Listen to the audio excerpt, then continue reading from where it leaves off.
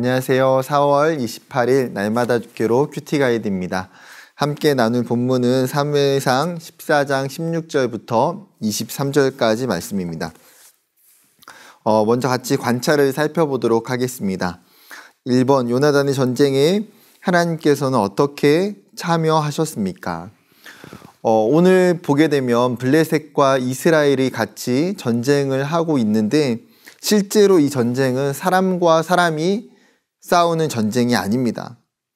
블레셋을 대적하기 위해서 이스라엘 군사들이 치열하게 전투에 참여하는 모습은 사실은 드러나지 않기 때문이에요. 16절에 보게 되면 하나님께서 블레셋 군대를 혼란케 하셔서 그들이 어떻게 됩니까? 도망치게 되고 흩어지게 되는 것을 보게 됩니다. 20절에는 그 장면을 더욱더 구체적으로 설명하면서 블레셋 군대가 지금 서로 자기들끼리 칼을 겨누어 싸워 죽이는 모습을 지금 설명해 주고 있습니다. 즉 요나단은 이 전쟁이 여호와께서 일하실 것임을 굳게 믿었습니다. 그리고 그의 믿음처럼 이 전쟁 가운데에 하나님이 직접 개입하고 계시는 것을 너무나 분명하게 보여주고 있다는 것이죠. 하나님께서 블레셋 가운데에 친히 혼란케 하시고 그들을 싸우게 하시고 이 전쟁을 적극적으로 주도하셔서 블레셋을 무너뜨리고 계시는 것을 보게 됩니다. 두 번째 관찰 지물인데요. 블레셋 진영이 혼란에 빠졌을 때 사울이 한 일은 무엇입니까? 사실 사울은 블레셋이 전쟁 가운데 일어나고 있는 이 큰 혼란이 무슨 일인지, 어떤 상황인지, 또 어떻게 기인하고 있는지에 대해서 정확하게 모르고 있다라는 사실이에요.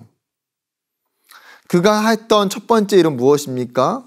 그는 우선적으로 군대를 소집해서 지금의 상황을 파악하기 시작하는 거예요. 이스라엘 군대 가운데에 빠져나가는 사람이 없는지, 지금 전쟁에 나가서 실제로 싸운 사람이 있는지 없는지를 파악하고 있는 것이 첫 번째였습니다. 그리고 나서 했던 일은 두 번째가 무엇입니까? 하나님의 궤를 가져오도록 명령합니다. 무엇 때문일까요? 그 하나님의 궤를 통해서 여호와의 뜻이 무엇인지를 묻고자 함이었어요. 그런데 오늘 본문에서 한 가지 좀 주의 깊게 생각해 봐야 되는 것이 무엇이냐면 18절에 이야기하고 있는 하나님의 궤라는 거예요. 개역개정은 하나님의 궤라고 번역하고 있지만 70인 번역은 사실 이 하나님의 궤를 예봇이라고 이야기하고 있습니다. 왜 그렇습니까? 여호와의 궤, 언약궤는 이미 지금 블레셋에 빼앗겨 있는 상태이기 때문이에요. 그렇기 때문에 여호와의 궤를 가져고 오라고 할 때에 여호와의 궤가 있습니까? 없습니까? 지금 그들에게 실제적으로 여호와의 궤가 없다라는 것이에요.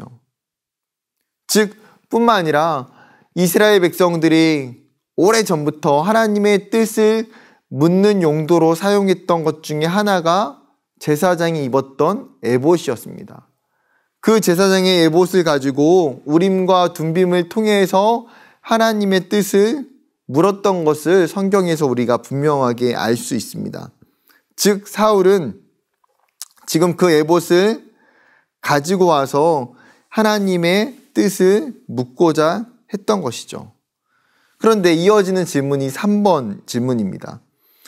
그런 사울의 모습 속에서 불신앙의 행동은 무엇입니까? 라는 거예요. 언뜻 보기에는 사울이 굉장히 신앙적으로 굉장히 좋게 반응하고 있는 것처럼 보여질 수도 있습니다. 그런데 실제로 어떻습니까? 사울은 에봇을 가져다가 하나님의 뜻을 물으려고 했다가 금세 자신의 행동을 취소하고 전쟁터로 나가는 것을 보게 됩니다. 그런 사울의 모습을 통해서 보게 되는 것은 무엇이냐면 사울은 너무나 하나님의 뜻을 쉽게 이용하고자 하는 느낌이 든다라는 거예요. 그가 과거에도 마찬가지예요. 사무엘이 찾아오지 않자 그가 직접 하나님 앞에 제사장의 권위를 남용하여 하나님 앞에 제사를 드렸던 적도 있습니다. 어떤 교만입니까? 내가 하나님의 뜻을 함부로 구하고 그 하나님을 이용할 수 있다고 생각하는 것이죠. 그것이 결국은 4번 질문과 이어지는 거에 연관성이 있는 거예요. 사울이 하나님께 버림받은 이유가 무엇인지 묵상해 봅시다. 여러분, 요나단은 분명한 여호와 하나님에 대한 신앙이 있었어요. 그는 이 전쟁 가운데에 하나님이 일하시고 이 전쟁 가운데 하나님의 뜻을 구하고 하나님께 맡겨드리는 신앙이 있었어요. 그런데 사울은 하나님의 뜻을 구하는 것을 철저하게 자기의 유익과 이익 때문에 실행하고 있다라는 거예요. 즉 그는 하나님을 자신의 도구로 사용합니다. 여러분, 하나님은 우리의 그 어떤 도구도 수단도 되실 수가 없는 분이에요. 그런데 하나님의 뜻을 정확하게 묻지 않고 내 마음대로의 신앙으로 인해서 하나님께서 사울을 버리게 되는 것이죠. 여러분, 우리도 신앙생활하면서 하나님을 믿는다라고 이야기하지만 결국은 우리가 우리의 욕심, 우리의 이익, 내 생각과 내 계획을 위해서 하나님을 나의 삶의 도구로, 하나님을 나의 수단으로 여긴다면 그 신앙은 잘못된 신앙이에요. 그리고 그 잘못된 신앙 가운데 하나님이 사울을 버리시는 것처럼 우리와 멀리 하실 수 있다는 것을 우리가 기억해야 됩니다. 삶의 적용에서 5번째 이렇게 질문합니다. 나도 상황에 따라 태도를 바꾸지 않는지 돌아보고 진정성 있는 믿음과 용기로 행동하는 그리스도인이 되기를 기도합시다.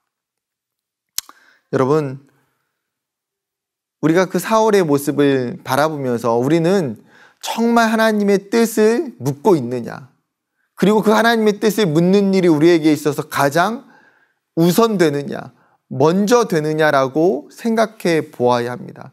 사울은 전혀 그렇지 않아요. 하나님의 뜻을 묻는 것에 관심이 없어요. 자기의 필요에 의해서만 하나님의 뜻을 묻고 그것도 철저하게 필요하지 않는다면 하나님의 뜻을 묻는 것도 포기해버리는 모습을 보게 됩니다. 그런데 우리가 아는 것처럼 다윗은 어떻습니까?